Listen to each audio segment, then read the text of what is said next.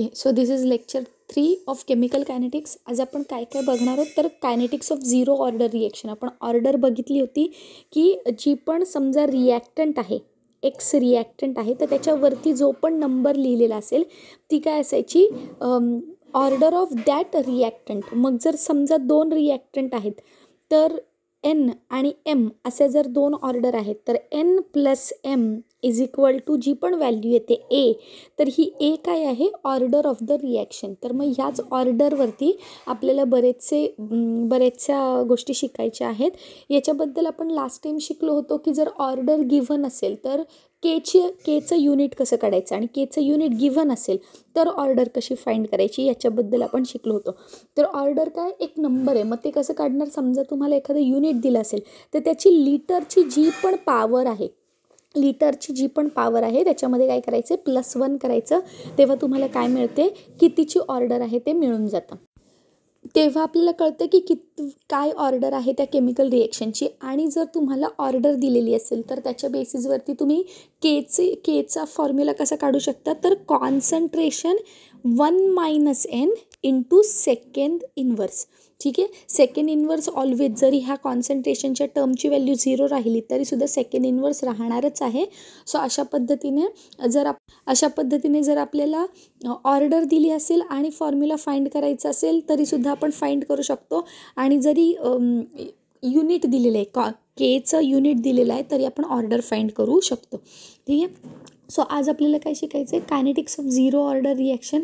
So जर आपण एखादी रिॲक्शन कन्सिडर केली, A B B gives C D, तर आपल्याला माहिती आहे की रेट ऑफ रिॲक्शन कशी फाइंड केली जाते, की disappearance of A, disappearance of B, appearance of C and appearance of D divided by their stoichiometry. ठीक आहे. सो या पद्धतीने काय केलं, पहिल्यांदा -dA/dt आणि त्याची स्टेचिओमेट्री डिवायडेड बाय ए, त्यालाच इक्वल टू आपण काय करतो, डिसअपिअरन्स ऑफ बी -dB/dt आणि त्याची स्टोइचियोमेट्री बी लिहिली. सिमिलरली ॲपिअरन्स ऑफ सी, तेव्हा आपण पॉझिटिव्ह साईन देतो आणि ॲपिअरन्स ऑफ डीच्या वेळेस आपण काय दिले, पॉझिटिव्ह साईन दिला आहे, डिवायडेड बाय देअर स्टेचिओमेट्री. ऑल्सो आपण last time rate law expression शिकलो होतो की काय रेट कशावर डिरेक्टली प्रपोर्शनल आहे, तर तो रिॲक्टंटच्या कन्सन्ट्रेशनवरती डिपेंड आहे. सो याच्यामध्ये 2 रिॲक्टंट आहेत, त्याच्यामुळे rate is directly proportional to A and B, concentration of A and concentration of B. जर ही डिरेक्टली प्रपोर्शनलची साईन काढायची असेल तर आपल्याला काय लिहावं लागतं, के काय आहे, कॉन्स्टंट आहे, बरोबर आहे. आता ही जी व्हॅल्यू आहे ती पण आपल्याला रेट ऑफ रिॲक्शनच दाखवतं, ही जी व्हॅल्यू आहे ती पण आपल्याला काय दाखवतं, रेट ऑफ रिॲक्शनच. याचाच अर्थ याच्या पुढे लिहिलेली ही पूर्ण टर्म आणि ही पूर्ण टर्म इक्वलच आहे, कारण की ही पण रेट ऑफ रिॲक्शन दाखवते, हे पण रेट ऑफ रिॲक्शन दाखवतं. सो तीच गोष्ट इथे लिहिलेली आहे की K concentration of A and concentration of B is equal to, जे पण आपण रेट ऑफ रिॲक्शन लिहिलं, इक्वेशन 1 जे लिहिलं ते जसंच्या तसं कंटिन्यू केलेलं आहे. ठीक आहे. आता याच्यावरून जर पुढे कॅल्क्युलेट केलं, ठीक आहे, की ह्या ज्या स्टेचिओमेट्रीज आहेत त्यांना जर इकडे मल्टिप्लाय केलं तर काय होणार आहे, या स्टेचिओमेट्रीज जसं ए आहे त्याला वरती जाऊन तो काय करणार, 1/a होणार, बरोबर आहे की नाही. मग जर हा ए आहे, जो ए आहे तो जर मी इकडे पाठवला तर तो काय करणार, ए के बनून जाणार, बरोबर आहे. हे कसं घडलं बघा, जसं के ए आणि बी आहे is equal to -dA/dt divided by A होता. मग या एला जर मला वरती न्यायचं असेल तर मी कसं लिहिणार, 1/a. मग 1/a म्हणजे इकडे डिवाइड आहे, म्हणजे इकडे जाऊन काय करणार, तो मल्टिप्लाय करणार. म्हणून इथे इक्वेशन आलं A K concentration of A concentration of B is equal to -dA/dt. मग -dA/dt काय आहे, rate of disappearance of A, बरोबर ना. -dA/dt काय, rate of disappearance of A आहे, बरोबर आहे. मग तो काय आला, तिथे रेट कॉन्स्टंट काय आला, ए के आला. सिमिलरली जर बीचं केलं तर ते पण तसंच होणार की जो बी आहे तो डिवाइडला आहे, वरती जाऊन मल्टिप्लाय होणार, कसा होणार, 1/b, बरोबर आहे. सो ही व्हॅल्यू डिवाइड आहे, के सोबत जाऊन काय करणार, बी के बनणार, सी व्हॅल्यू काय बनणार, सी के बनणार, डी व्हॅल्यू काय बनणार, डी के बनणार. सो याच्यावरून आपण काय ऑब्झर्व केले की जर इक्वेशन 3 नंतर आपण काय केलं, बीसाठी, सीसाठी आणि डीसाठी पण असे इक्वेशन बनवले, बरोबर आहे, सेपरेट करून लिहिले. जसं by rate law expression K concentration of A and concentration of B. So कन्सन्ट्रेशनच्या आधी जी पण व्हॅल्यू असते ती कशाची असायची, केची असायची, बरोबर आहे की नाही. मग तसंच जर फक्त आपण एसाठी बोललो, जो रिॲक्टंट ए आहे मग त्याचा रेट कॉन्स्टंट, त्याच्या केची व्हॅल्यू कशी काढणार, त्याच्या रिॲक्शनचा रेट कॉन्स्टंट कसा काढणार, तर जी आपली ऑलरेडी जो आपला रेट लॉ एक्सप्रेशननुसार इक्वेशन आहे की concentration of A multiply by concentration of B, हे तर राहणारच आहे. त्याच्या अगोदर जो के लिहायचो तो के पण लिहायचाच आहे. पण जर आपण पर्टिक्युलर रिॲक्टंट किंवा प्रोडक्टबद्दल बोलत असू तर जो पर्टिक्युलर रिॲक्टंट, जसं आता इथे मी ए बद्दल बोलले तर कॉन्स्टंटसोबत मी काय जोडला, ए म्हणजेच त्याची स्टेचिओमेट्री जोडलेली आहे. बघा कसं लिहिलं आहे, जर रेट कॉन्स्टंट ऑफ ए बोलली तर एची स्टेचिओमेट्री काय होती, स्मॉल ए. जर रेट कॉन्स्टंट फॉर बी बोलली तर स्टेचिओमेट्री काय बनेल त्याची, स्मॉल बी. जर रेट कॉन्स्टंट फॉर सी बोलली तर स्टेचिओमेट्री काय आली, सी. आणि जर रेट कॉन्स्टंट फॉर डी बोलली तर स्टेचिओमेट्री काय येणार आहे, डी येणार आहे. ठीक आहे. सो याच्यावरून आपण काय रेफरन्स काढला की जर पर्टिक्युलर रिॲक्टंट आहे किंवा पर्टिक्युलर प्रोडक्ट आहे त्याच्या रेट कॉन्स्टंटची व्हॅल्यू पण आपल्याला काढता येते. आणि ती कशी, जो आपला ओव्हरऑल के आहे तो तसाच ठेवायचा, त्याच्यासोबत मल्टिप्लाय काय करायची, त्याची स्टेचिओमेट्री, ज्या आपण पर्टिक्युलर रिएजंटची आपण रेट कॉन्स्टंट काढतो आहोत त्याची स्टेचिओमेट्री काय करायची, मल्टिप्लाय करायची आहे.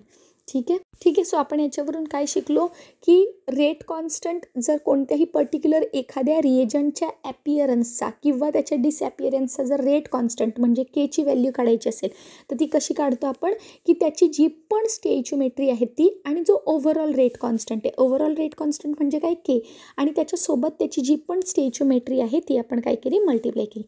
आता याच्यावरून जर प्रॉब्लेम बघितला आपण की consider 4a plus 2b gives 3p. What is the rate constant for appearance of a, b and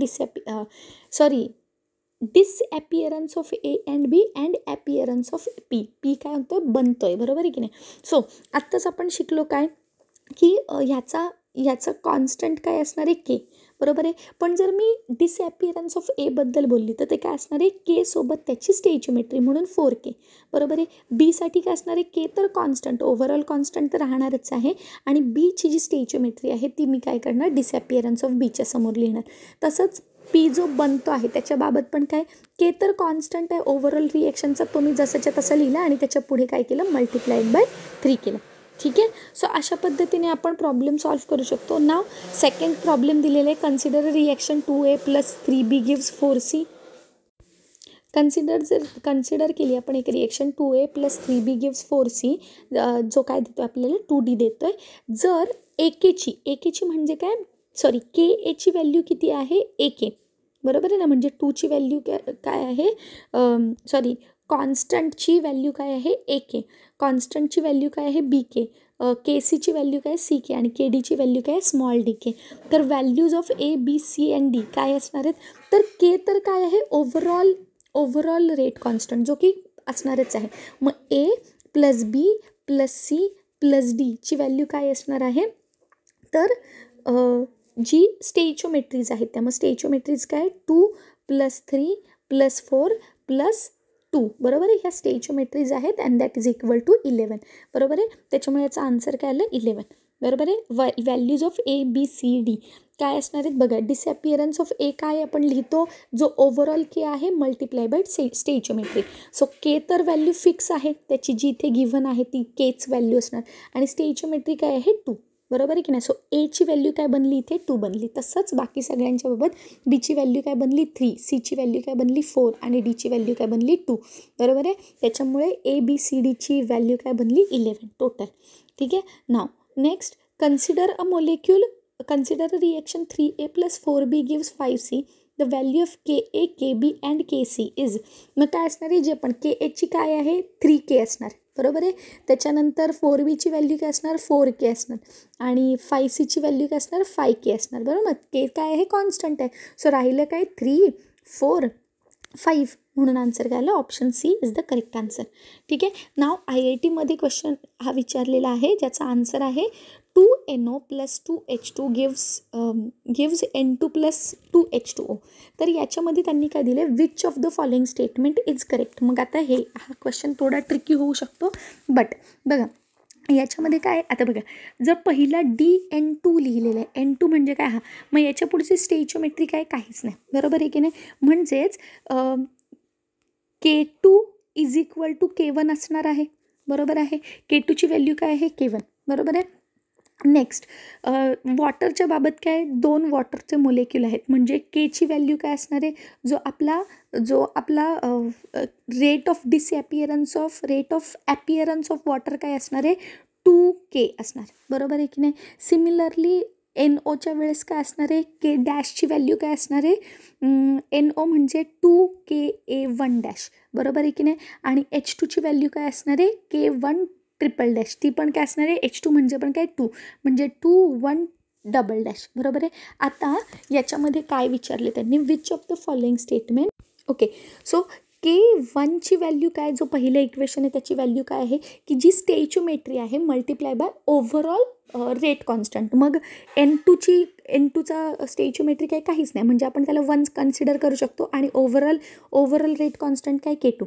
similarly वॉटरच्या बाबत काय, जे सेकंड इक्वेशन आहे 2H2O, याचाच अर्थ Kची व्हॅल्यू काय असणार आहे आपली, तर Kची व्हॅल्यू काय असणार आहे, 2, म्हणजे स्टेइचियोमेट्री काय वॉटरची 2, आणि त्याच्यासोबत त्याचा ओव्हरऑल रेट कॉन्स्टंट. त्याच्यानंतर NOच्या बाबत काय, NO पण 2च आहेत, म्हणल्यावर K डॅशची व्हॅल्यू काय, K1 डॅशची व्हॅल्यू काय असणार आहे, 2K2. आणि लास्ट काय आहे, K1 डबल डॅश, याची व्हॅल्यू काय असणार, ती पण वॉटरच्या बाबत आहे, ते पण 2 मोलेक्युल आहेत, त्यामुळे 2K2. ह्याच्यामध्ये बघा stoichiometry multiplied by overall rate constant, बरोबर आहे. आता त्यांनी नेक्स्ट काय सांगितले, की यांच्यामध्ये काय केलं आहे, आता बघा याच्यामध्ये काय झालं, हा K2 तर कॉन्स्टंट आहे. जर या व्हॅल्यूज मी डिवाईड केल्या तर काय होणार आहे, हा 1 इकडे जाणार आणि मला इक्वेशन काय मिळणार आहे, 1. बघा K2ची जी या बाजूची व्हॅल्यू होती ती मी आता इकडे जर पास केली तर ह्याचा आन्सर काय येणार, K1 डिवायडेड बाय 1, कारण की ती मल्टिप्लाय होती, इकडे जाऊन डिवाईड होणार. दुसऱ्याच्या बाबत काय, या बाजूला K2च राहणार, K2च्या बाजूला असलेला 2 जो आहे तो इकडे डिवाईड होणार, त्यामुळे 2 येणार. त्याच्यानंतर थर्ड इक्वेशन काय होतं, K1 डॅश डिवायडेड बाय 2 येणार. आणि लास्ट काय,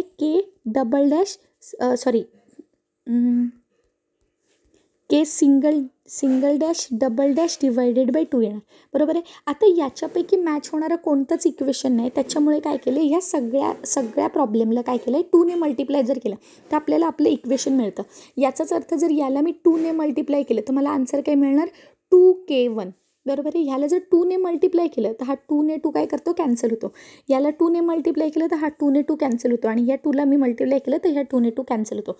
याचाच अर्थ 2K1 आणि बाकीचे जे पण कॉन्स्टंट आहेत 1 2 आणि 3 हे जे कॉन्स्टंट आहेत त्यांच्यापुढे कोणताही नंबर नसणार आहे, बरोबर आहे. सो अशा पद्धतीने जर आपण बघितलं तर हे जो 4th ऑप्शन आहे तो त्याच्यासोबत मॅच होतो, की जी K1ची व्हॅल्यू आहे त्याच्यापुढे 2 मल्टिप्लाय आहेत आणि बाकी सगळ्या ज्या व्हॅल्यूज आहेत त्या काय आहेत, नॉर्मल आहेत, बरोबर आहे. सिंगल डॅश डबल डॅश, बरोबर आहे. सो अशा पद्धतीने हा प्रॉब्लेम सॉल्व्ह केला आहे.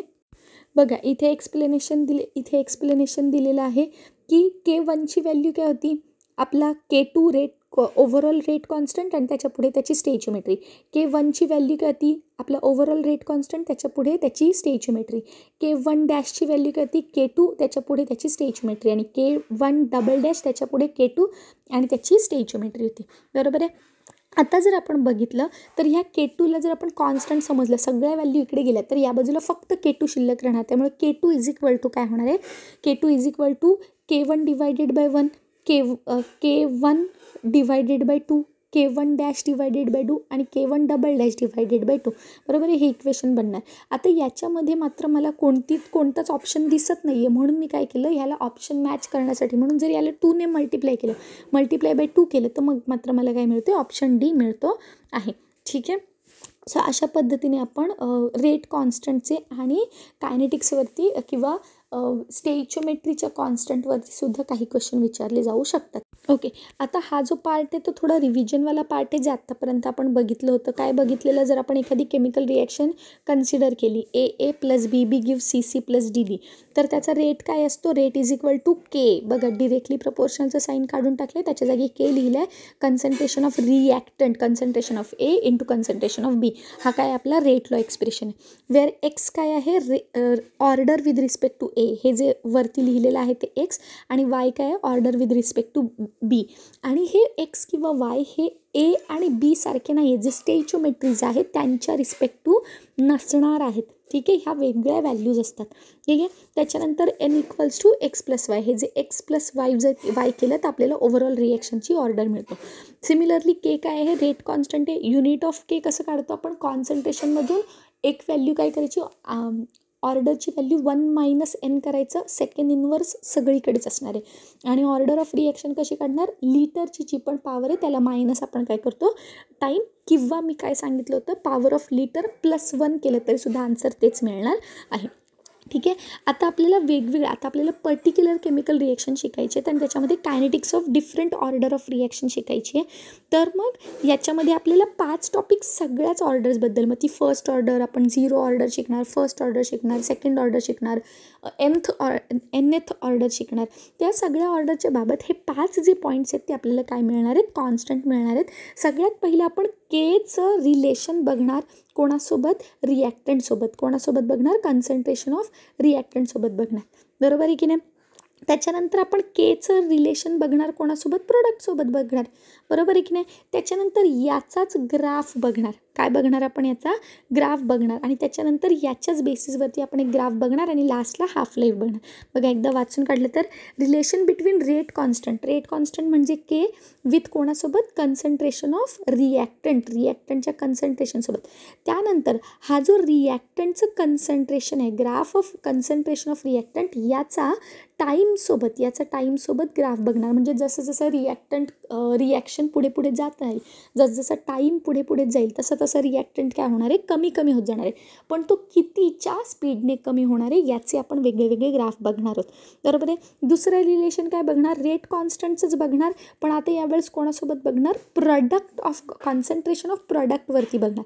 बरोबर आहे की नाही. मग त्याच्यानंतर फोर्थ ऑप्शन काय असणार आहे, हा जो प्रॉडक्टचं कन्सन्ट्रेशन आहे त्याचं टाईमसोबत तो कसा वाढत जातो. आपल्याला माहिती आहे की जसं टाईम वाढत जाणार तसं प्रॉडक्टची कॉन्सन्ट्रेशन वाढणारच आहे, पण वेगवेगळ्या ऑर्डरमध्ये हा जो स्पीड आहे तो डिफरंट असेल. सो काही ठिकाणी सरळ रेषेमध्ये तुम्हाला ग्राफ दिसेल, काही ठिकाणी अगोदर तर प्रॉडक्ट बनणारच नाही, नंतर डिरेक्टली खूप जास्त बनेल. अशा पद्धतीने आपल्याला बघायचं आहे की वेगवेगळे ग्राफ कसे येतात. आणि सगळ्यात शेवटी प्रत्येक ऑर्डरची हाफ लाईफ बघायची, की जेव्हा रिॲक्शन एक्झॅक्टली हाफ कंप्लीट झालेली असते तेव्हा किती रिॲक्टंट शिल्लक असतो किंवा किती प्रॉडक्ट शिल्लक आहे, हे सगळं आपल्याला बघायचं. ठीक आहे. आता इथून पुढचा जो पॉईंट आहे ना, त्याच्यामध्ये ट्रिक पार्ट दिलेला आहे की प्रत्येक ऑर्डरसाठी हे जे 5ही पॉईंट आहेत त्यांना एक्सप्लेन केलेलं आहे आणि मग नंतर त्यांना इन डिटेल डेरिव्हेशनसहित एक्सप्लेन केलेलं आहे. बट इथे आपल्याला ट्रिक दिलेली आहे, एवढं जरी लर्न झालं तरीसुद्धा मोर दॅन सफिशियंट आहे. मग आता याच्यामध्ये बघा, सगळ्यात पहिलं trick to remember integrated rate law expression. मग जर इंटिग्रेटेड रेट लॉ एक्सप्रेशन कसं काय, आपण rate law expression, normal rate law expression बघितला होता. काय होता तो, rate is equal to K concentration of A into concentration of B. But आत्ता आपल्याला काय शिकायचं आहे, इंटिग्रेटेड रेट लॉ एक्सप्रेशन बघायचं. मग इंटिग्रेटेड रेट लॉ एक्सप्रेशन कसं शिकणार आपण, जर आपण कन्सिडर केली एक रिॲक्टंट आहे, ए पासून काय बनतोय, पी बनतोय. आता आपल्याला माहिती आहे जेव्हा टाईम 0 असतो तेव्हा जे पण बीकरमध्ये फक्त काय शिल्लक राहणार आहे, रिॲक्टंट. मग त्याला आपण काय बोललो, ए नॉट म्हणजे काय, बीकरमध्ये ए नॉटच प्रेझेंट असणार. तेव्हा प्रोडक्ट 0 टाईमला प्रोडक्ट असेल का, काहीच नसणार प्रेझेंट. बरोबर ना. पण जसजसा टाईम जाणार, बरोबर आहे, जसजसा टाईम जाणार तसं ह्या इनिशियल क्वांटिटीमधून आता काय झालं, फक्त रिॲक्टंट काही शिल्लक राहिला. आता ही इनिशियल क्वांटिटी राहिली नाही आहे. बरोबर आहे. आणि डेफिनेटली त्याच्यातून काहीतरी एक्स अमाऊंट काय झाली असणार आहे, कमी झालेली असणार आहे. बरोबर आहे की नाही. म्हणून इथे लिहिले ए ए काय व्हॅल्यू आहे, तर मी ए नॉटमधून काहीतरी मायनस केल्यावरती मला काय मिळते, कन्सन्ट्रेशन ऑफ ए. बरोबर ना. जसं फॉर एक्झाम्पल माझ्याकडे ओरिजिनली 10 मोलेक्युल होते, म्हणजे ए नॉटची व्हॅल्यू किती आली, 10. पण त्याच्यातून काय झाले की काही टाईम नंतर 6 मोलेक्युल्स प्रोडक्टमध्ये कन्वर्ट झाले, काही मोलेक्युल 6मध्ये काय झाले, प्रोडक्टमध्ये कन्वर्ट झाले. मग आत्ता रिॲक्टंट किती बाकी होते, मग 10मधून 6 गेले, म्हणजे आता किती शिल्लक आहेत, फक्त 4. म्हणून नेगेटिव्ह, म्हणून सबट्रॅक्शनचं साईन आलं. सो याच्यामध्ये काय दिले, जी ओरिजिनल क्वांटिटी आहे त्याच्यातून मी एक्स अमाऊंट काय केली, कमी केली. आता जसं मी म्हणलं की 10 मोलेक्युल्स होते, त्याच्यातून 6 मोलेक्युल्स हे रिॲक्टंटमधून प्रोडक्टमध्ये गेलेत, म्हणजेच प्रोडक्टमध्ये किती मोलेक्युल बनलेले असणार आहेत, 6 मोलेक्युल्स. म्हणून इथून एक्स अमाऊंट ऑफ कॅन्सल झाली, तर इकडे एक्स अमाऊंट बनलेली असणार. आत्ताच जसं आपण म्हणलं की रिॲक्टंट किती होते, 10 होते, त्याच्यापासून गेले किती, 6 गेले, राहिले किती, 4. ही व्हॅल्यू कशाची आहे, ए नॉटची आहे. त्याच्यातून काय केली, एक्स अमाऊंट गेली आणि शिल्लक काय राहिली, ए अमाऊंट. आता याच्यामध्ये ऑब्झर्व करून काय दिसतंय की ए नॉटची व्हॅल्यू ही नेहमी कशी असते, जास्त असते, आणि एची व्हॅल्यू कशी असते, कमी असते. तेच इथे लिहिले, ए नॉटची व्हॅल्यू कशी आहे, जास्त आहे एपेक्षा. म्हणजे इनिशियल कन्सन्ट्रेशन जे आहे रिॲक्टंटचं ते ऑलवेज जास्तच असणार आहे, आणि हे आपण कॉमन सेन्सने सुद्धा समजून घेऊ शकतो. ठीक आहे. नेक्स्ट. ठीक आहे. मग आता मला सांगा, जी गोष्ट ऑलरेडी कमी आहे आपण तिच्यामध्ये काहीतरी काय करतो, ॲड करणार. बरोबर आहे की नाही. सो याच्यामध्ये बघा, ए नॉट कसा होता, ए नॉट बाय डिफॉल्ट मोठाच होता, ए नॉटची क्वांटिटी ऑलरेडी भरपूर आहे. मग मी कशामध्ये, कोणत्या कॉन्सन्ट्रेशनमध्ये ॲड करणार, एमध्ये ॲड करणार, कारण एची व्हॅल्यू कशी आहे, कमी आहे.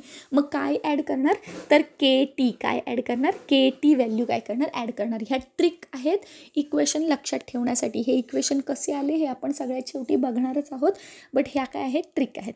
ठीक आहे. सो फॉर झिरो ऑर्डर रिॲक्शनसाठीचं इंटिग्रेटेड रेट लॉ इक्वेशन आपलं काय झालं, तयार झालेलं आहे. बरोबर आहे. सो काय होतं ते, की जी व्हॅल्यू छोटी आहे, ए नॉट आणि एमध्ये कोणती व्हॅल्यू छोटी होती, एची व्हॅल्यू छोटी होती. मग त्याच्यामध्ये मी काय ॲड केलं, के टी. ठीक आहे. के म्हणजे आपला कॉन्स्टंट, टी म्हणजे टाईम. सो के टी काय केला, ॲड केला. बघा, integrated rate law expression for zero order reaction, हा आपला काय बनला, झिरो ऑर्डर रिॲक्शन. बरोबर आहे. नाव आता जर मी याच्यामध्ये नॅचरल लॉग ॲड केलं, नॅचरल लॉग म्हणजे काय, आय एन. बरोबर आहे. इन जर ॲड केला तरीसुद्धा माझं काय राहणार आहे, इक्वेशन सेमच राहणार आहे. ठीक आहे. दोघांमध्ये फक्त मी काय केलं, ॲड केलं. बरोबर आहे की नाही. याच्यामध्ये मी नॅचरल लॉग ॲड केला. आता जे इक्वेशन बनलं ना, ते काय झालं, फर्स्ट ऑर्डर रिॲक्शनसाठीचं इंटिग्रेटेड रेट लॉ एक्सप्रेशन तयार झालं. बरोबर आहे. आता दुसरी गोष्ट, जर 10 आणि 4 हे आपल्याला माहिती आहे की 10 मोठे आहेत आणि 4 छोटे, पण जर मी 1/10 केलं आणि इकडे 1/4 केलं, आता मात्र काय होते, इक्वेशन उलटं होतं की ही व्हॅल्यू कशी होते, छोटी होते. बरोबर ना. मग सिमिलरली जर मी हा ए नॉट आहे, हा जो ए नॉट आहे तो जेव्हा वरती होता तेव्हा हायेस्ट व्हॅल्यू दाखवत होता. बरोबर ना. पण आता जर मी त्याला 1/मध्ये लिहिलं तर ही व्हॅल्यू कशी होणार आहे, स्मॉल होणार आहे. मग जसं आपण मगाशी काय केलं, जी व्हॅल्यू स्मॉल होती त्याच्यात काहीतरी ॲड केलं, तसंच आत्तासुद्धा मी काय करणार आहे, जी व्हॅल्यू स्मॉल आहे, आत्ता बघा 1/a मोठी व्हॅल्यू आहे, 1/a नॉट छोटी व्हॅल्यू आहे, म्हणून मी त्याच्यामध्ये काय ॲड केला, के टी ॲड केलं. बरोबर आहे. हे जे इक्वेशन आहे ते कोणासाठी आहे, सेकंड ऑर्डर रिॲक्शनसाठी. बरोबर आहे. आता थर्ड ऑर्डरसाठी काय, इक्वेशन तसंच ठेवायचं, फक्त त्याला काय करायचं, 2ने मल्टिप्लाय करायचं. थर्ड ऑर्डरसाठी काय केलं, 1/a plus is equal to 1/a not plus K T. हे तर मी तसंच ठेवलं, फक्त काय केलं, ए स्क्वेअर केला, ए नॉट स्क्वेअर केला आणि केच्या आधी 2 ॲड केलं. सो हे कोणासाठी झालं, थर्ड ऑर्डर रिॲक्शनसाठी मी काय केलं, इक्वेशन बनवलं. बरोबर आहे. आता फोर्थसाठी काय केलं, थर्डसाठी 2 ॲड केले, मग फोर्थसाठी 3 ॲड केले. बरोबर ना. सो सेम इक्वेशन आहे, 1/a आहे इक्वल्स टू 1/a नॉट आहे प्लस के टी आहे. बरोबर आहे. फक्त आता जर हे फोर्थ ऑर्डर रिॲक्शन आहे तर मी 4च्या मायनस काय केलं, 1 केला, म्हणजे इथे 3 आला, इथे 3 आला आणि के टीच्या अगोदर पण काय आलं, 3 आलं. बरोबर आहे. सो हे कशासाठी झालं, फोर्थ ऑर्डर. मग तसंच nth ऑर्डरसाठी काय इक्वेशन येईल, की ए तसाच्या तसा इक्वल्स टू 1/a नॉट जसाच्या तसा प्लस के टी जसाच्या तसा. पण जर nth ऑर्डरसाठी असेल तर n-1 आणि इथे पण काय येणार, n-1, के टीच्या आधी पण काय येणार, n-1. बरोबर आहे. सो अशा पद्धतीने आपण सगळे कोणतीही ऑर्डर असेल तरी त्याचं integrated rate law expression find करू शकतो. बरोबर आहे. नॉर्मल रेट लॉ एक्सप्रेशन काय होता, नॉर्मल रेट लॉ एक्सप्रेशन काय होता, rate is equal to rate is equal to K concentration of A into concentration of B, आणि याच्यावरती त्यांची काय होते ऑर्डर एक्स किंवा वाय ह्या त्याच्या काय होते ऑर्डर होते.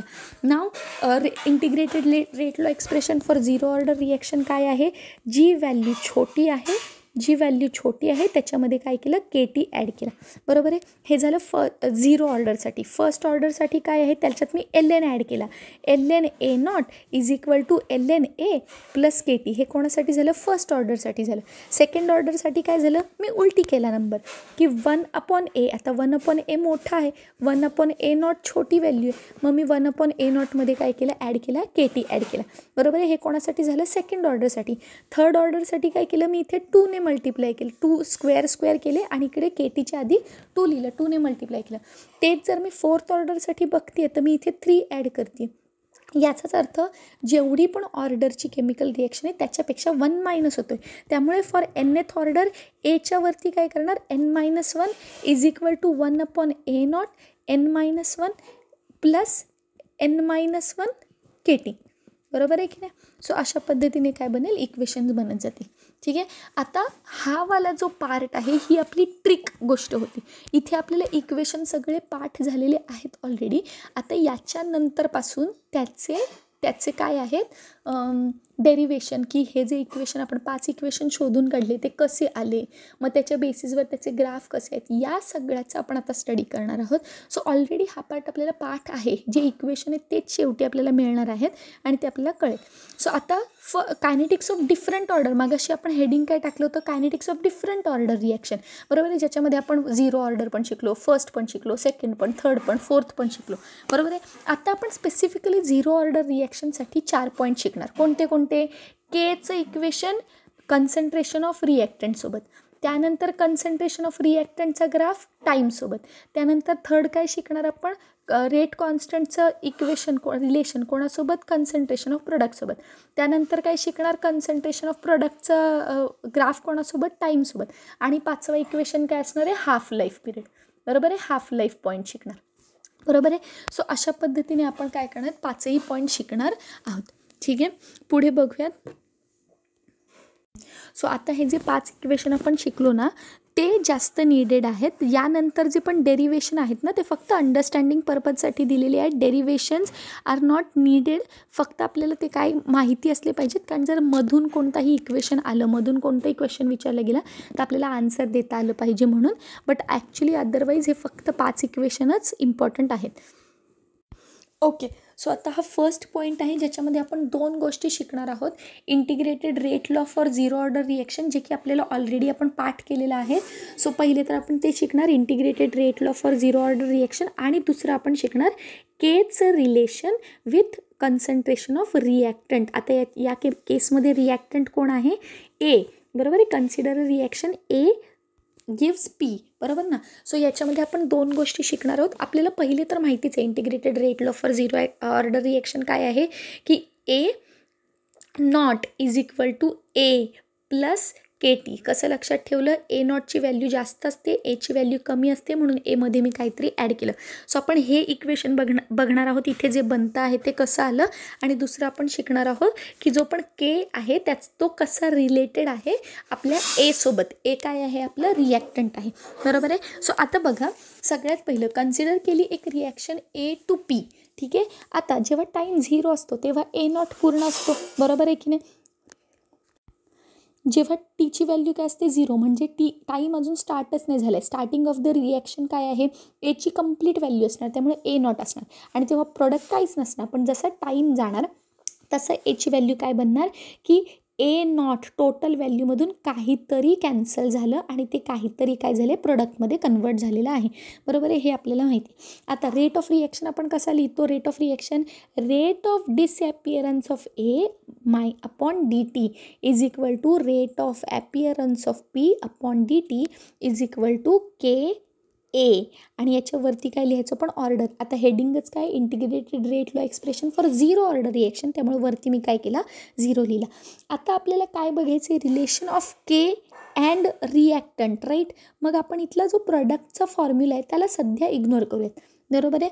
सो याच्या बेसिसवरती काय बनतं आहे -D A upon D T is equal to K A not, बरोबर आहे. आता जर कोणत्याही व्हॅल्यूची पॉवर जर 0 असेल, कोणत्याही 1ची पॉवर जर 0 असेल तर आपण काय करतो 1 घेतो.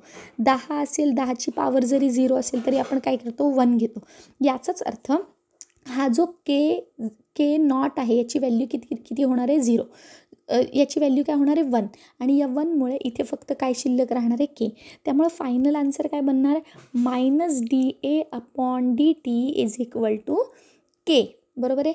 आता जर मी ह्या dt तिकडे पास केलं तर फायनल इक्वेशन काय बनेल -dA is equal to K into dt, बरोबर आहे की नाही. हा माझा काय झाला डिफरन्शिएटेड रेट लॉ एक्सप्रेशन. हे पण माझं रेट लॉ एक्सप्रेशनच आहे, पण याच्यामध्ये मी अजून इंटिग्रेशन ॲड केलेलं नाही. हे काय आहे डिफरन्शिएशन. आपण d/dx शिकायचो ना स्कूलमध्ये असताना, सो ते काय आहे डिफरन्शिएशन आहे, म्हणून याला काय बोलतात डिफरन्शिएटेड रेट लॉ एक्सप्रेशन बोलतात. आता मी जर याला इंटिग्रेशन लावलं, इंटिग्रेशन म्हणजे काय इंटिग्रेशनचं जर साईन दिलं तर काय होणार, हा मायनस साईन कॉन्स्टंट आहे तो बाहेर राहणार, ही केची व्हॅल्यू ती पण कॉन्स्टंट आहे ती पण बाहेर राहणार. So integration dA is equal to K constant राहणार इंटिग्रेशन ऑफ dt. आता या इंटिग्रेशनला लिमिट जोडावी लागणार. मग लिमिट काय टाईम 0 असल्यापासून ते टाईम t असल्यापर्यंत. मग टाईम 0 असताना एची व्हॅल्यू किती होती रे ए नॉट होती, बरोबर आहे. टाईम जेव्हा 0 होता तेव्हा टोटल कन्सन्ट्रेशन ऑफ ए होतं आणि जेव्हा टाईम टी झाला तेव्हा कन्सन्ट्रेशन ऑफ DA का कन्सन्ट्रेशन ऑफ रिॲक्टंट काय झाला ए झालं, बरोबर आहे. एवढ्यावरती आलो आपण. बघा हे लिहिलं मी की मी काय केली लिमिट जोडली, बरोबर आहे. याच्या पुढे काय आहे, मग त्याच्या लिमिट आहेत त्या सॉल्व्ह करायच्या. की जर मी मायनस साईन असा लिहिला DA लिहिलं आणि ए नॉट खाली ए वरती, बरोबर आहे, is equal to K constant राहणार dt खाली काय लिहिणार टी नॉट आणि वरती इक्वल्स टू 0 लिहिणार आणि वरती काय लिहिणार टी, बरोबर आहे. आता याला जर अजून फर्दर सॉल्व्ह केलं तर काय करणार, ही व्हॅल्यू आपण कसं सॉल्व्ह करतो हे डिफरन्शिएशन इंटिग्रेशन, ही व्हॅल्यू आधी पुट करायची त्याला मायनस करून ही व्हॅल्यू लिहायची, बरोबर आहे. म्हणून आता काय बनणार minus sign A not minus A is equal to, आता के तर तसाच आहे कॉन्स्टंट आहे, टी 0 टाकलं तर तो 0 बनणार मायनस टी बनणार, बरोबर आहे. याला जर फायनल केलं तर कसं बनणार आहे,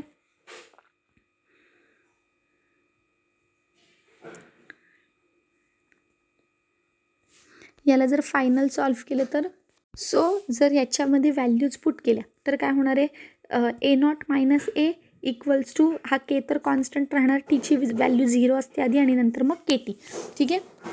देन त्याच्यानंतर जर पूर्ण मल्टिप्लाय केलं तर ए नॉटला मायनस साईन भेटून जाणार, मायनस एच्या पुढे काय येणार प्लस येणार आणि के टी जसाच्या तसा. याला थोडं रिअरेंज केलं तर आपल्याला फायनली इक्वेशन काय मिळतं A not is equal to A plus K T, जे की अगोदरपासून मिळणारच होतं. सो हे काय आहे आपलं integrated rate law expression. But हा झालं इंटिग्रेटेड रेट लॉ एक्सप्रेशन. आपल्याला रिलेशन काढायचे कॉन्स्टंटमधलं कोणासोबत, कन्सन्ट्रेशन ऑफ रिॲक्टंटसोबत, जो की या केसमध्ये काय आहे ए आहे, बरोबर आहे. मग ते कसं काढणार की आत्ताच आपण इक्वेशन काढलं A not is equal to A plus K T, बरोबर आहे. याला जर आपण पुन्हा रिअरेंज केलं A not minus A is equal to K T, बरोबर आहे. तर केची व्हॅल्यू काय बनेल, केची व्हॅल्यू काय बनेल ए नॉट मायनस ए आणि हा जो टी आहे तो मल्टिप्लाय इकडे जाऊन काय करणार डिवाइड होणार, बरोबर आहे. सो हे आहे इक्वेशन की K is equal to A not minus A upon T, ठीक आहे. So it is the relation between concentration of reactant with rate constant K. Okay, याच्यानंतर आपण जे पण डेरिवेशन बघणार आहोत या पर्टिक्युलर 0 ऑर्डर रिॲक्शनसाठी, तर याची सुरुवात 0 ऑर्डरचा जो रेट लॉ एक्सप्रेशन होता which was A not is equal to A plus K T, ह्याच्याचपासून सुरुवात होणार आहे. सो आता जर ह्या इक्वेशनला आपण बघितलं तर हा काय स्ट्रेट लाईन इक्वेशनसारखा ग्राफ आपण बघणार आहोत ना. सो ग्राफच्या स्ट्रेट लाईन इक्वेशनसारखा दिसतो की Y equals to M X plus C, बरोबर आहे की नाही. बघा आपल्याला ह्याच्यावरती कोणाचा के सोबत कोणाचा ग्राफ बघायचा आहे, टाईम सॉरी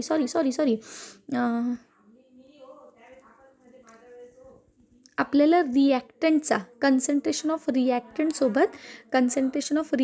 सोबत कोणाचा ग्राफ बघायचा आहे, टाईमचा ग्राफ बघायचा आहे, बरोबर आहे की नाही. टाईम एक्स ॲक्सिसवर असणार हा इथे टाईम दिसतोय, म्हणजे हा एम एक्सची व्हॅल्यू सी. पुन्हा एकदा जर A not is equal to K T plus A असं लिहिलं, ठीक आहे. तर हे y equals to mx plus C येणार.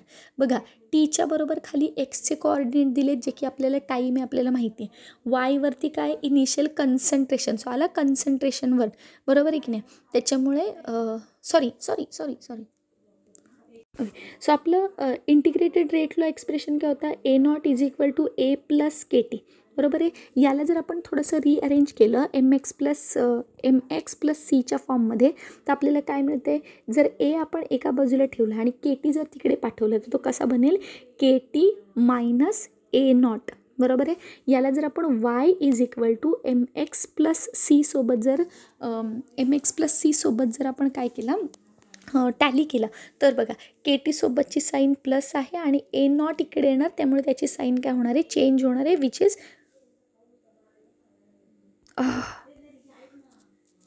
ओके. सो बघा आपल्याला आता याच्यानंतर झिरोथ ऑर्डरसाठी जेवढे पण इंटिग्रेटेड रेट लॉ वापरायचे आहेत त्याच्यासाठी आपल्याला हे माहितीच पाहिजे की A not is equal to A plus K T, बरोबर आहे. आता मला रिलेशन कोणामध्ये फाइंड करायचं आहे, कन्सन्ट्रेशन ऑफ ए सो कोणासोबत, टाईमसोबत, बरोबर आहे.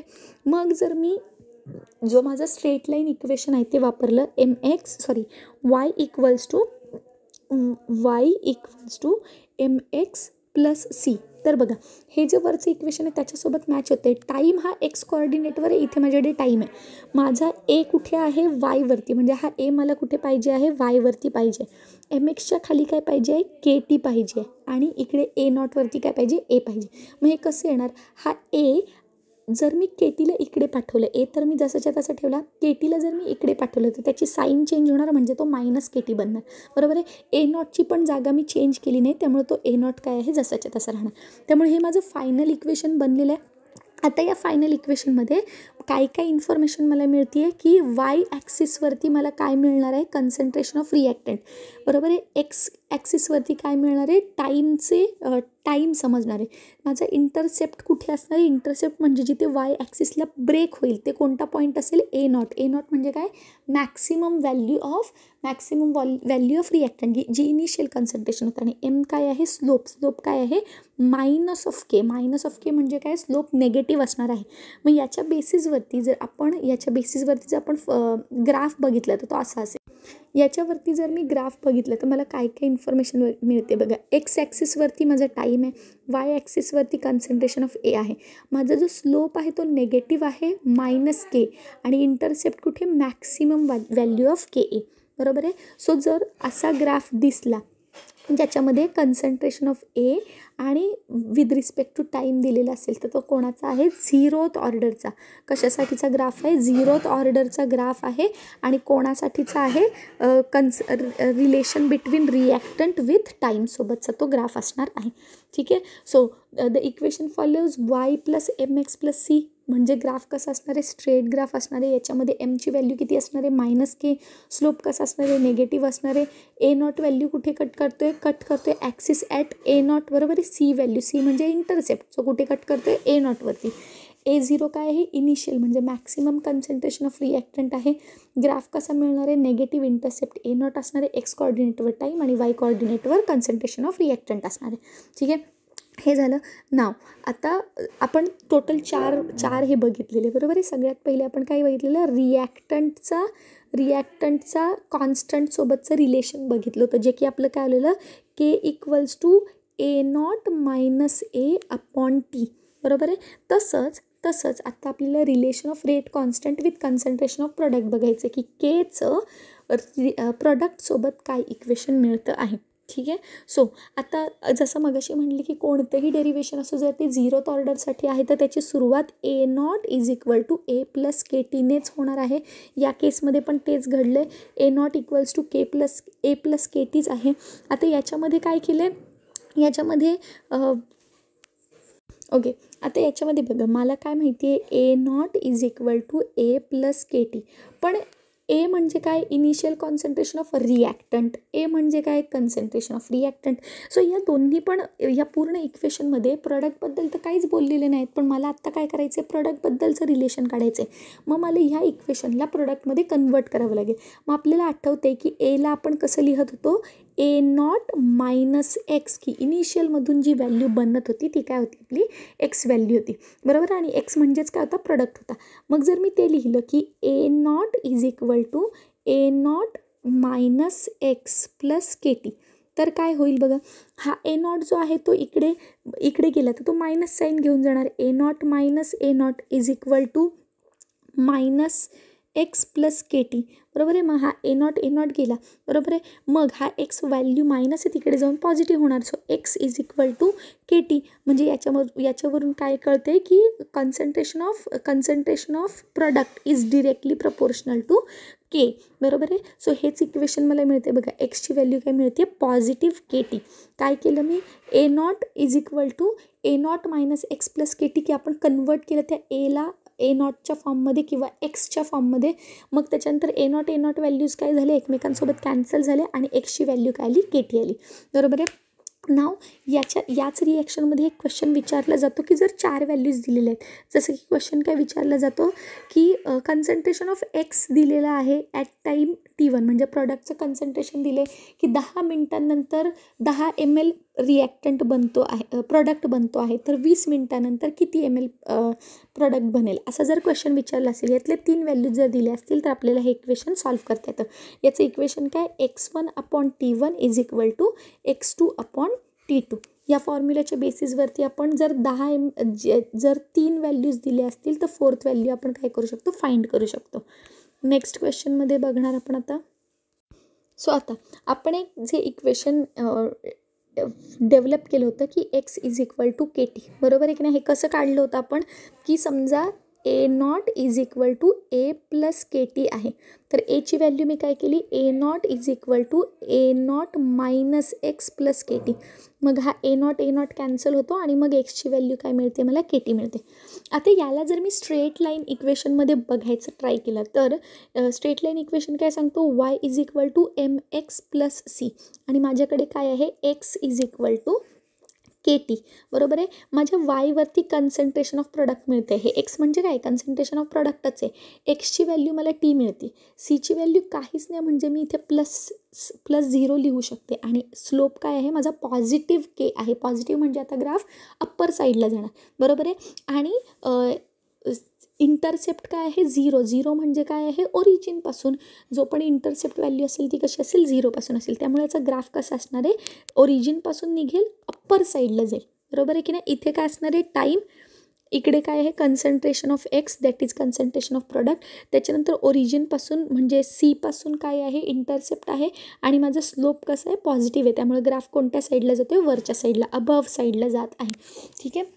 सो जर असा ग्राफ दिसला वरच्या बाजूला असेल तर तो डेफिनेटली काय आहे concentration of x upon concentration of x upon T असेल, तर डेफिनेटली हा काय असणार आहे 0th ऑर्डरसाठीचा ग्राफ आहे, ज्याच्यामध्ये रिलेशन काय एक्सप्लेन केलं आहे, कन्सन्ट्रेशन ऑफ प्रोडक्टचं कोणासोबत टाईमसोबत ग्राफ एक्सप्लेन केलेला असणार आहे, ठीक आहे. आता याच्यानंतर आपण हाफ लाईफ, जो 5वा पॉईंट आहे समरी हाफ लाईफचा, तो बघणार आणि मग त्याच्यानंतर समरी बघणार. सो हाफ लाईफ काय सांगतं की जेव्हा रिॲक्टंटचं कॉन्सन्ट्रेशन एक्झॅक्ट हाफ झालं आहे तेव्हाची सगळी माहिती काय सांगतं, हाफ लाईफ सांगतं की the time at which half of the reactant is converted into product, बरोबर आहे. ह्याला कशाने डिनोट केलं जातं, टी हाफने.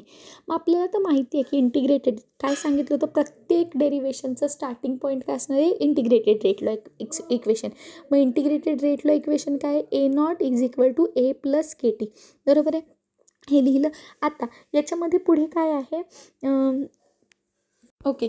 सो हे आपलं इंटिग्रेटेड रेट लॉ इक्वेशन आहे. आत्ता काय म्हणलं जाते, हाफ लाईफच्या वेळेस काय होतं, जे कन्सन्ट्रेशन ऑफ रिॲक्टंट आहे ते काय होतं एक्झॅक्टली हाफ होतं, त्यामुळे ते डिवायडेड बाय 2 लिहिलं. आता जर याला मी सॉल्व्ह केलं की इकडे प्लस साईन आहे, जर त्याला इकडे पाठवलं मायनस इनिशियल कॉन्सन्ट्रेशनपेक्षा काय झाली एक्झॅक्ट हाफ झाली value, initial concentration by 2 is equal to K T लिहिलं, ठीक आहे. आता जस्ट एक्झाम्पल म्हणून मायनस साईन आहे, समजा ही एक अख्खी भाकरी आहे आणि 1/2 लिहिलं म्हणजे ही अर्धी भाकरी आहे, बरोबर ना. मग अख्ख्या एक पूर्ण भाकरीतून जर अर्धी भाकरी मायनस झाली म्हणजे खाल्ली गेली तर शिल्लक किती राहते? अर्धी भाकरी. मग आपली ही टोटल भाकरी होती त्याच्यातून अर्धी भाकरी शिल्लक राहिली. ठीक आहे, सांगायचा मुद्दा एवढाच की A0 मायनस A0/2 is equal to KT. याला पुढे जाऊन जर याला सॉल्व्ह केलं तर याचा आन्सर काय मिळतं? A0/2 is equal to KT. याला अजून पुढे डिटेलमध्ये सॉल्व्ह केलं तर याचा आन्सर काय येणार? T½ आपण बोलतोय कारण की T½ हाफ लाईफबद्दल बोलतोय. सो T½ व्हॅल्यू काय बनणार आहे? A0/2 हा पण मल्टिप्लाय त्याच्यामुळे इकडे जाऊन काय करणार? डिवाइडला जाणार. त्याच्यामुळे हे डिरेक्टली क्वेश्चन विचारला आहे की what is the value of T½ for first order और 0 ऑर्डर रिॲक्शन. मग आपण जो इंटिग्रेटेड रेट लॉ आहे त्याच्या बेसिसवरती आपण ही व्हॅल्यू काढू शकतो. कशी? आपल्याला माहिती आहे A0 is equal to A plus KT. हे इंटिग्रेटेड रेट लॉ इक्वेशन आहे. हाफ टाईम नंतर हा काय होणार? इनिशियल कॉन्सन्ट्रेशनच्या बरोबर हाफ व्हॅल्यू होणार, त्यामुळे हा पण हाफ होणार. बरोबर आहे. T½ सिम्पल येते त्याचं, ती काय व्हॅल्यू हाफ होत नाही आहे. T½ म्हणजे काय? अर्धा टाईम झालेला आहे. मग याला जर सॉल्व्ह केलं तर कसं करणार? A0 मायनस A0/2 is equal to KT. याला जर सॉल्व्ह केलं तर काय तर A0/2 is equal to KT आणि T½ व्हॅल्यू काय बनते मग? A0/2K. बरोबर आहे. हे इक्वेशन डिरेक्टली एक्झाममध्ये विचारलं गेलं आहे. सो याचा आता आन्सर सॉल्व्ह करता येणार आहे. ठीक आहे. आता याच्या पुढे काय दिलेली? त्याची समरी दिलेली. ऑल द पॉईंट्स काय केलेले आहेत? कव्हर केलेले आहेत. इंटिग्रेटेड रेट लॉ एक्सप्रेशन काय आहे 0 ऑर्डरसाठी? A0 is equal to A plus KT. त्याच्यानंतर त्याचा ग्राफ कसा आहे? जेव्हा रिॲक्टंट आणि प्रोडक्टच्या बाबत बघतो आपल्याला माहिती आहे रिॲक्टंट काय होत जाणार आहे? कमी कमी होत जाणार आहे टाईमसोबत. बरोबर आहे. सो हायेस्ट व्हॅल्यू काय असणार आहे? A0ची असणार आहे. स्लोप कसा आहे? निगेटिव्ह आहे. टाईमसोबत त्याचं टाईमसोबत आपण ते कम्पेअर करतो आहे. कन्सन्ट्रेशन ऑफ रिॲक्टंट आपण कम्पेअर करतो आहे. त्याच्यानंतर जर आपण बघितलं relation of rate constant with product जर बघितलं तर आपल्याला माहिती आहे की X is equal to KT. बरोबर आहे की नाही? हे आपल्याला आन्सर मिळालं होतं. याचा ग्राफ कसा दिसतो? अगेन कॉमन सेन्स आहे की जसजसा टाईम वाढत जाणार तसतसं प्रॉडक्टचं कन्सन्ट्रेशन वाढत जाणार आणि हा ग्राफ कुठून आहे? ओरिजिनपासून आहे. ठीक आहे. आणि हाफ लाईफ पिरियड काय आहे? T½ is equal to A0/2 म्हणजे रिॲक्टंट पण हाफ झाला आणि रेट कॉन्स्टंट काय झालं? त्याला डिवाईड झालेलं आहे. रेट कॉन्स्टंट पण काय झालं आहे? त्याला डिवाईड झालेलं आहे. हे झालं रेट कॉन्स्टंटचं इक्वेशन. याच्यातून आपण अजून एक समराईज करू शकतो की T½ कोणाला डिरेक्टली प्रपोर्शनल आहे? A0ला डिरेक्टली प्रपोर्शनल आहे. हा सुद्धा एक इक्वेशन विचारलं गेलं आहे. ठीक आहे. नेक्स्ट आता काही प्रॉब्लेम्स बघूयात 0th ऑर्डरवरती. So half life of 0 order of a reaction for A gives P. काय आहे? आत्ताच शिकलो आपण. T½ व्हॅल्यू काय असणार आहे? A0/2K, not 2 square, it is 2K. ठीक आहे. हा CSIR नेटमध्ये विचारला गेलेला क्वेश्चन आहे. त्यानंतर IIT JAMमध्ये विचारलेला क्वेश्चन काय आहे? For 0 order reaction the half life is related to initial concentration as. आत्ताच आपण म्हणूनच शिकलो की T½ कसा होता? डिरेक्टली प्रपोर्शनल टू A0 होता. A0च्या म्हणजे कसा होता? डिरेक्टली प्रपोर्शनल म्हणजे काय? इथे जर मी 1 लिहिलं तर काही फरक पडणार आहे काय? -1 लिहिलं म्हणजे काय? तो इनव्हर्सली प्रपोर्शनल होतो. तर तसं नाही. 0 केलं म्हणजे काय? 1 येतं. तसं पण नाही. 2 केलं तर आन्सरच नाही कारण डबल क्वांटिटी होते आणि 1 केलं तर मात्र काय होतं? हां, T½ is directly proportional to A0 आणि त्यामुळे option D is correct answer. ठीक आहे. Now next question is the rate constant K for the reaction. Okay. So आता नेक्स्ट क्वेश्चन आहे त्याच्यामध्ये Kची व्हॅल्यू दिलेली आहे विच इज 1.25 × 10⁻⁴. त्याच्यानंतर त्याचं इनिशियल कॉन्सन्ट्रेशन म्हणजे A0ची व्हॅल्यू दिलेली आहे विच इज 0.25 मोल पर लिटर आणि विचारले total time require for completion of a reaction काय असणार आहे. मग आता ज्या गिवन व्हॅल्यूज आहेत ती A आणि Kची व्हॅल्यू लिहिली आहे. आता याचा मिनिंग काय आहे की जेव्हा स्टार्टिंग होती T=0 होतं तेव्हा रिॲक्टंट किती शिल्लक होता? 0.25 मोल पर लिटर होता आणि तेव्हा प्रोडक्ट काहीच नाही कारण इनिशियल रिॲक्शन होती. जेव्हा टोटल रिॲक्शन कंप्लीट झाली म्हणजे A कम्प्लिटली संपला असणार आहे म्हणून Aची व्हॅल्यू आपण किती घेतली? 0 घेतली आणि जे पण प्रोडक्ट बनलेलं असणार आहे ते टोटल असणार आहे. बरोबर आहे की नाही? म्हणजे जी पण आता बिकरमध्ये अमाऊंट असेल ती Xची असणार आहे. नाव रिॲक्शन 0 ऑर्डर रिॲक्शन आहे आहे हे कशावरून ओळखलं तर आपण लास्ट लेक्चरमध्ये आपण शिकलो होतो की आपल्याला युनिट कॉन्स्टंटचं युनिट दिलं असेल तर आपण किती ऑर्डरची रिॲक्शन आहे हे फाइंड करू शकतो. मग कसं फाइंड करणार, ऑर्डर कसं फाइंड करणार, लिटरची पॉवर +1. मग इथे लिटरची पॉवर किती आहे -1. मग -1 + 1 किती आन्सर येतं 0. 0 म्हणजे ही काय 0 ऑर्डर रिॲक्शन. मग 0 ऑर्डर रिॲक्शनचा इंटिग्रेटेड रेट लॉ काय आहे A0 = A + KT.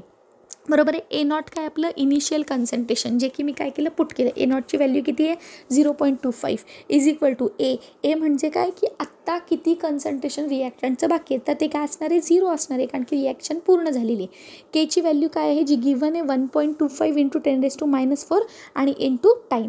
मग जर ह्या सगळ्या गोष्टी रिअरेंज केल्या तर आपल्याला काय मिळतं ही व्हॅल्यू मल्टिप्लाय टाईमसोबत मल्टिप्लाय त्यामुळे इकडे जाऊन काय करणार डिवाइड होणार 0.25 डिवायडेड बाय 1.25 × 10⁻⁴ आणि याचं फायनल आन्सर काय मिळणार आहे 2000